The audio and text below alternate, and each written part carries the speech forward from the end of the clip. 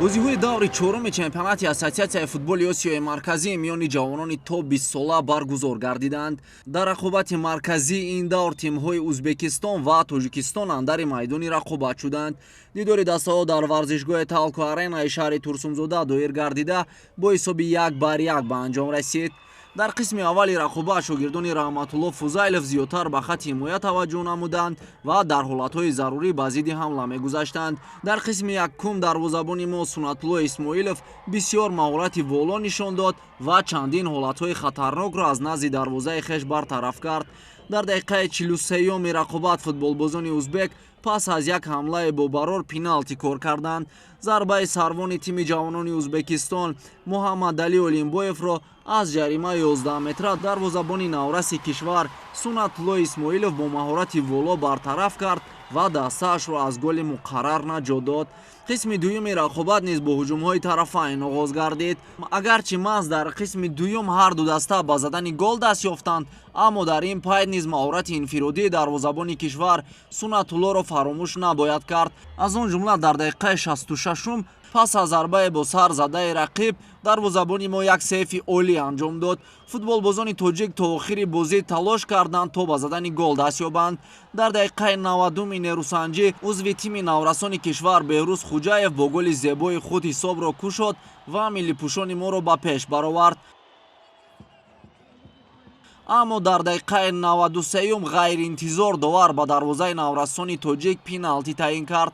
дар як ҳолат дарвозабони кишвари мо дар дохили ҷаримагоҳи хеш дар қабати дуюм тӯбро аз болои сари футболбози рақиб дур сохт ки ин ҳолат аз нигоҳи довари марказ қоидавайронкунӣ буд. Муҳаммадалӣ Олимбоев сарвони мунтахаби ҷавонони Узбекистон ҷарима 11 метраро бехато иҷро намуда ҳисобро 1-1 кард. пас аз зарбаи пеналти довар дарвозабони наврасони кишвар Сунатуллоро бинобар эътирозҳо бо корти сурх муҷозот кард. бо ҳамин тартиб рақобати дастаҳои Узбекистон ва Тоҷикистон дар даври чоруми чемпионати ассотсиатсияи футболи осиёи марказӣ миёни бозигарони то 20 сола бо ҳисоби 1-1 ба анҷом расид. дар рақобати дигари даври мазкур футболбозони то 20 солаи Эрон бо ҳисоби 3-0 ҳамтоёни худ аз Туркманистонро шикаст доданд.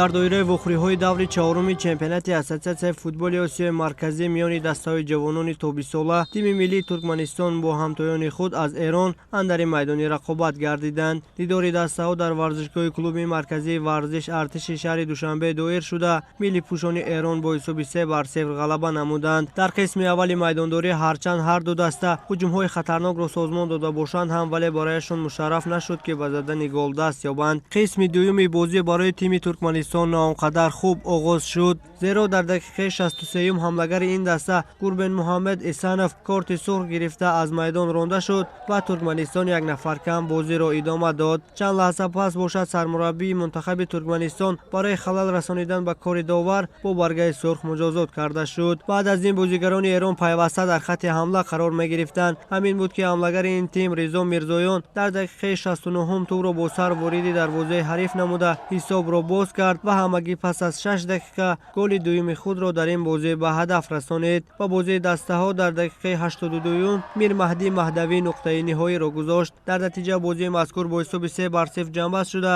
Эрон ба зинаи дуюми ҷадвали умумии ин мусобиқот баромад. мунтахаби Туркманистон бошад бидуни ягон ғалаба мусобиқотро ҷамъбаст намуд.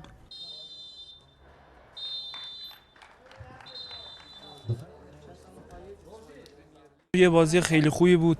تیم ترکمنستان هم تیم خیلی خوبی بود، خوب بازی کرد. خدا رو شکر تونستیم طبق حرفای کادر فنی و تلاش تمام بچه‌ها بتونیم بازی رو ببریم و 3 امتیاز بازی رو بگیریم و پرقدرت از قبل بریم برای بازی تاجیکستان. تاجیکستان هم تیم خوبیه طبق آنالیزهای تیممون که کردن.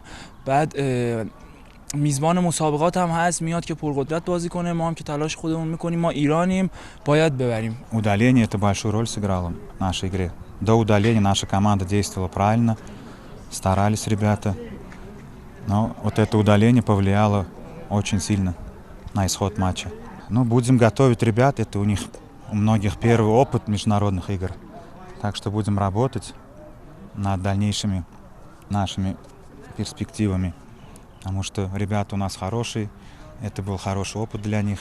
Будем дальше работать, готовиться к отборочным играм.